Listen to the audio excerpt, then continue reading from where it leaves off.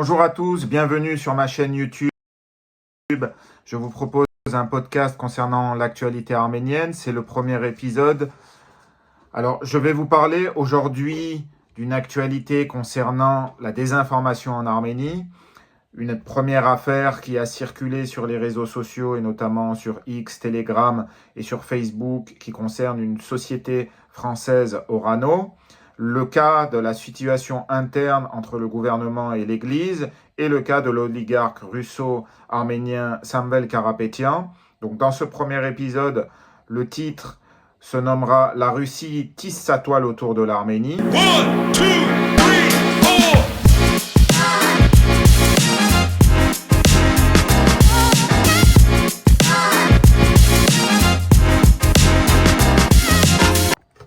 Donc, dans ce premier chapitre, nous allons vous parler d'une société française, Orano, accusée sans preuve. Des rumeurs ont été lancées comme quoi des déchets nucléaires seraient envoyés en Arménie, ce qui est complètement faux. Ce n'est pas la première attaque concernant l'Arménie. Nous avons pu constater un article de presse concernant l'acquisition d'une maison à Marseille par le Premier ministre. Je vais vous parler de la méthode employée pour cette désinformation. Premièrement, il s'agit de sites internet créés récemment par l'intelligence artificielle. C'est des sites internet qui sont référencés depuis le mois de mars, dont nous avons pu constater que les serveurs d'hébergement étaient les mêmes qui avaient été utilisés par les groupes d'influence russes, notamment un site qui a été dénoncé par le ministère de la Défense française qui avait pour nom s'engager pour l'Ukraine.fr, qui avait recensé 200 000 volontaires. C'était une attaque russe. Nous avons aujourd'hui les mêmes procédés qui sont déployés pour l'Arménie. Je rappelle, pour ceux qui ne savent pas, que la société Orano a gelé ses activités depuis 2018 en Arménie, qu'aucune activité n'a lieu, zéro forage, zéro extraction. Mais évidemment que tout cela est propagé sur les réseaux sociaux. C'est une campagne savamment orchestrée sur Telegram, sur X, même sur TikTok, et que tout cela est volontairement monté à travers des fausses rumeurs. Nous avons par exemple eu le témoignage de l'auteur de cet article qui a été en réalité usurpé. L'ensemble de l'équipe concernant le dossier Urano ont été usurpés. Donc là, nous allons beaucoup plus loin dans la rhétorique concernant cette attaque informationnelle. C'est que désormais, il y a des groupes qui sont diffamés, usurpés, et notamment le cas d'une ONG arménienne qui s'appelle Green Armenia, qui est aussi nommée. Donc voici pour ce premier chapitre, je vous plante le décor de cette attaque informationnelle et comment, je vais vous expliquer par la suite, comment tout cela est orchestré, par qui et dans quel objectif. Donc dans ce chapitre 2, je vais vous parler de l'ombre de Samvel Karapetyan. Donc dans un même temps, il y a un événement qui a lieu en Arménie, c'est l'arrestation d'un oligarque russo-arménien qui s'appelle Samvel Karapetyan. C'est un homme d'affaires qui a lancé récemment des poursuites contre la France devant un tribunal international, le CIRDI, et en cause une villa de luxe soupçonnée d'appartenir en réalité à Gazprom, une filiale du géant russe de gaz. Évidemment que Karapetyan nie et invoque un traité de protection des investissements signé entre la France et l'Arménie. Il se dit victime, mais en réalité, derrière tout ça, c'est des soupçons de blanchiment d'argent, d'évasion, des réseaux opaques qui surgissent. Et la question se pose légitimement, est-ce que la campagne de désinformation autour de la maison présumée du Premier ministre à Marseille il n'y a pas un parallèle à faire sur ce sujet-là? Est-ce qu'il n'y a pas une stratégie de dénoncer et de discréditer les relations entre la France et l'Arménie, notamment au moment où l'Arménie s'oppose à Moscou? Ce parallèle est clairement identifiable. Et puis, en Arménie, Samvel Karapetyan a été mis en prison pour 2 mois à titre préventif pour tentative de renversement de l'ordre républicain. Il a appelé à renverser la démocratie arménienne. Nous avons pu constater très récemment un tweet du président Emmanuel Macron qui appelle à soutenir la démocratie arménienne, à rejeter toute tentative de déstabilisation, et évidemment que, sous prétexte que Samvel Karapétyan soutiendrait l'Église arménienne, nous avons aussi des dirigeants de l'Église arménienne qui, eux aussi, appellent au renversement de la démocratie en Arménie. Tous ces faits sont liés les uns avec les autres, ce ne sont pas des cas isolés, c'est une réelle stratégie d'influence pour déstabiliser l'Arménie.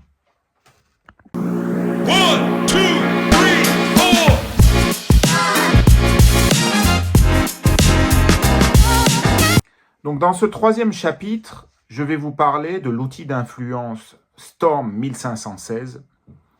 Donc je suppose que vous ne connaissez pas ce nom.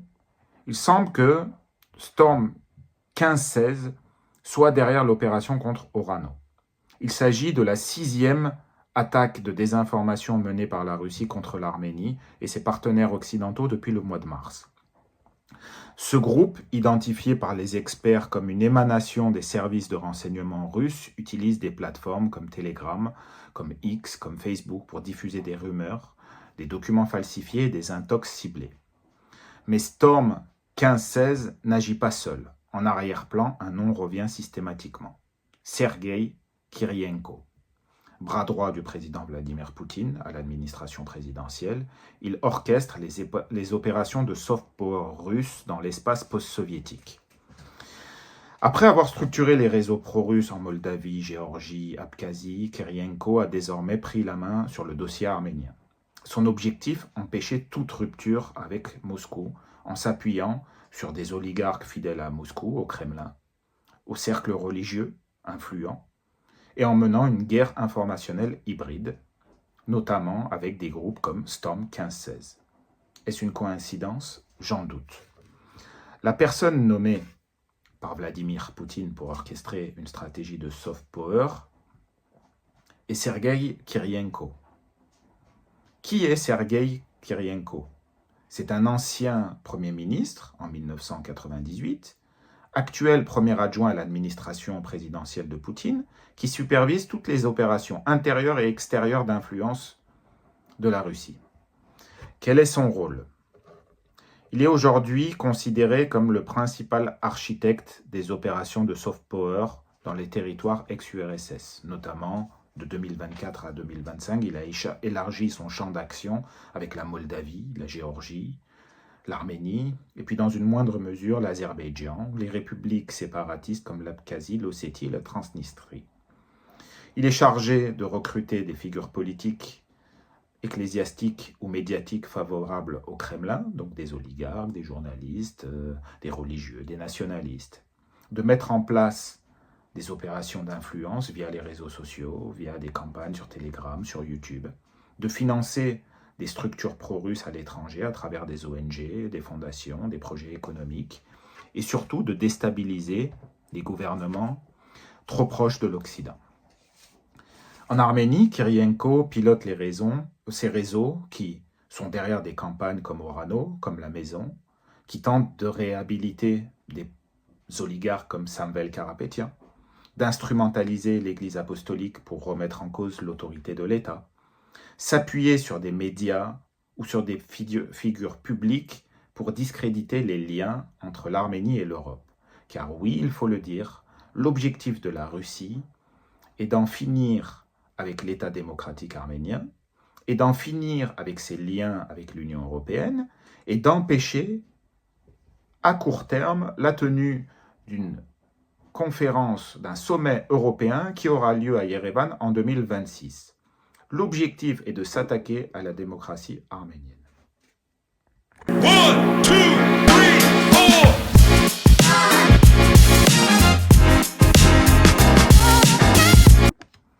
Dans ce chapitre 4 de ce podcast, nous allons parler du rôle de l'Église, acteur spirituel devenu acteur politique. Depuis plusieurs mois, le clergé arménien sort de sa réserve. Nous avons pu voir l'an dernier Un archevêque, Bagdad, défiait le pouvoir. Des prêtres qui appellent au renversement de l'État. Parfois même des archevêques qui prennent la tête de manifestations. Dans le plan qui a été dénoncé par le gouvernement arménien, il y avait même des mises en scène de prières de rue qui devaient avoir lieu sur la place de la République à Yerevan. Donc un clergé qui est clairement instrumentalisé pour renverser la démocratie arménienne. L'Église apostolique arménienne, historiquement influente, n'est plus seulement une institution religieuse. Elle est devenue un acteur politique à part entière, parfois même antigouvernemental. Or, cette Église est profondément liée au Kremlin, que ce soit par sa dépendance financière, par ses réseaux d'influence dans la diaspora, ou par ses accointances personnelles du catholicos Garegin II. Je prends un exemple, son frère est à la tête du diocèse de Russie, l'un des plus riches diocèses de diaspora. Donc leur leitmotiv, c'est la rue, catalyseur de colère et d'émotion. Les manifestations qu'ils tentent de créer et qui secouent Yerevan sont alimentées par la défiance envers le pouvoir, mais aussi organisées, amplifiées, ritualisées par l'Église, alors même que dans moins de 12 mois, il y aura des élections démocratiques en Arménie. Les slogans religieux se mêlent aux revendications politiques. On dépasse le cadre de la séparation entre l'Église et l'État.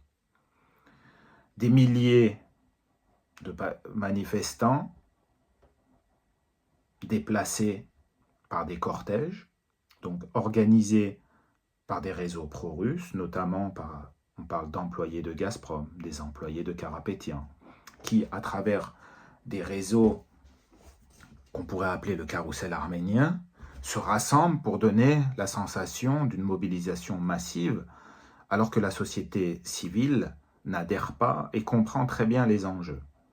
Donc ils tentent de mettre en place une stratégie de confrontation entre deux Arménies, mais c'est une stratégie orchestrée, mise en scène et très bien modelée à travers des images sur les réseaux sociaux. Donc le pouvoir est devenu la cible directe de la mobilisation de certains religieux. Évidemment, leur objectif est de confronter la liberté avec la religion, ce qui est une utopie, ce qui est très grave et très dangereux pour le cas arménien. Ces deux piliers, la liberté et la foi, qui font partie de l'identité arménienne. Donc dans ce cas de figure, Nicole Pachinian, à travers ses méthodes, se retrouve parfois isolé, contesté, par des méthodes qui sont aussi brusques, il faut le dire. Le recours à l'insulte, le recours à la confrontation directe, qui ne desservent pas forcément le pouvoir en place. Mais ces groupes pro-russes organisés, certains oligarques, et maintenant l'Église, qui ont beaucoup de moyens, fragilisent les institutions en général, fragilisent l'État, fragilisent l'Église, fragilisent le Parlement, où on voit des accrochages permanents. Le discours de la légalité de ces actions, de la souveraineté républicaine, semble étouffé sous la pression d'une autorité de la rue qui, évidemment, heureusement pour l'Arménie, n'adhère pas, mais laisse des traces auprès de l'opinion publique internationale. Donc quand le pouvoir, quand l'Église descend dans la rue pour défier le pouvoir, ce n'est plus une protestation, c'est une tentative de prise d'autorité. Donc ce chapitre a pour objectif de démontrer que ce conflit n'est pas religieux, il est politique. L'Église est utilisée, instrumentalisée, et notamment les dirigeants d'Église. Il faut bien faire la part des choses entre les dirigeants et la foi et l'Église apostolique arménienne qui existe depuis plus de 2000 ans. Et ces dirigeants qui, des rumeurs disent, pour le Catholicos, qu'il aurait travaillé pour le KGB dans les années 70 en Allemagne. On a même des déclarations d'ecclésiastiques qui sont venus dire à la télévision arménienne que c'était un agent du KGB, montrent une rupture claire et nette entre la démocratie et les agents d'influence. One, two, three, four.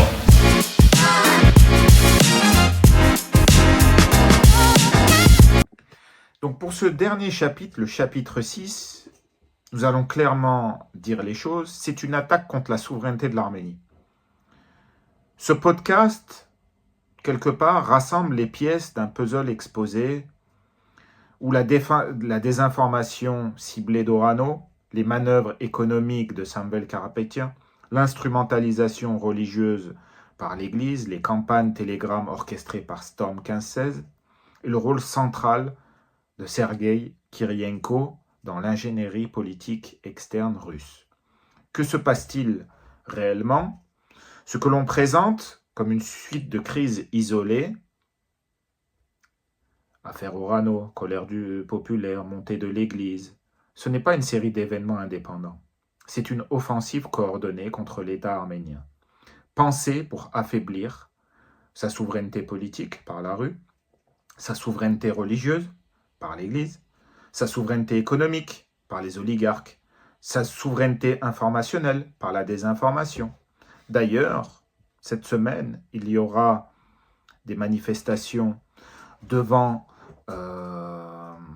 dénonçant les médias d'influence russe qui clairement font de l'ingérence dans le champ informationnel arménien et qu'en réalité, cette stratégie a pour un objectif final d'empêcher l'Arménie de sortir du giron russe et de s'ancrer durablement dans un projet démocratique européen souverain. C'est l'objectif, empêcher que l'Arménie sorte du giron russe. Une guerre hybride, silencieuse mais bruyante, mais elle est réelle. La Russie ne cherche plus à conquérir par les chars l'Arménie, elle cherche à conquérir par le chaos idéologique. Il s'agit d'un chaos contrôlé, créer de la confusion, semer la peur, remonter les gens les uns contre les autres, faire passer les partenaires occidentaux pour des ennemis, ceux qui apporteraient des déchets nucléaires soi-disant en Arménie, ce qui est une fake news pour créer un sentiment émotionnel anti-français. Rappelons quand même que le sentiment français favorable à la France est au plus haut de l'histoire à l'heure actuelle. Et cette stratégie, elle s'applique et elle a été testée en Moldavie, où les déstabilisations pro-russes via l'Église et les oligarques a déjà eu lieu, en Géorgie, avec des infiltrations de partis, avec ces stratégies de regrouper les gens à des moments précis dans le cadre de rassemblements, comme c'est le cas actuellement en Arménie, où des oligarques ont été envoyés de Russie pour prendre le contrôle politiquement, alors pas directement, mais indirectement. C'est ce qui se passe avec le cas Karapetyan. Aujourd'hui, on peut faire ce parallèle avec l'Arménie. Donc l'Arménie est-il le prochain domino ? Ce chapitre pose la question centrale. L'Arménie est-elle en train de vivre son propre basculement stratégique ? Les signaux sont là. Perte de confiance auprès de la Russie. Le facteur européen très haut, donc le Kremlin réagit pour justement créer une défiance vis-à-vis des institutions, tenter, et je pense que ce sera la prochaine étape, de créer un sentiment anti-européen, de continuer à accentuer les divisions profondes entre la population civile et d'intensifier sa propagande structurée sur les réseaux sociaux. Ce n'est pas Orano, ce n'est pas une villa, ce n'est pas une croix. C'est un coup de boutoir contre l'indépendance arménienne. Cette stratégie a pour objectif de soumettre la société arménienne, de la pousser à réintégrer un système totalitaire pro-russe. Et cette vidéo a pour objectif d'éveiller les consciences, notamment en diaspora, que ce phénomène de désinformation a un effet émotionnel sur l'ensemble des citoyens, mais aussi a un effet émotionnel sur la perception politique de l'Arménie auprès des partenaires occidentaux. Et que nos réactions sur les réseaux sociaux, notamment sur des articles dont je ne vais pas citer le nom dans cette vidéo, mais qui essayent de présenter l'Arménie comme qui aurait pris une trajectoire autoritaire, à nous, membres de la diaspora, de faire très attention, parce que tout ça est scruté, tout ça est analysé, et tout ça donne le curseur sur l'objectif de l'Arménie. Et ce que je rappelle, l'Arménie doit sortir de la sphère d'influence russe, doit sortir des alliances économiques, militaires avec la Russie pour pouvoir s'émanciper. C'est cette ligne que je défends, et c'est dans cette optique que j'ai voulu faire cette vidéo d'explication pour que vous compreniez exactement qui, derrière le spectre émotionnel, quels sont les enjeux cachés. Je vous remercie pour ce premier podcast. J'essaierai d'en faire plus régulièrement. Je vous invite à me soutenir en likant et en partageant cette chaîne YouTube que je viens de lancer aujourd'hui. Merci pour votre soutien et puis je vous dis à très bientôt.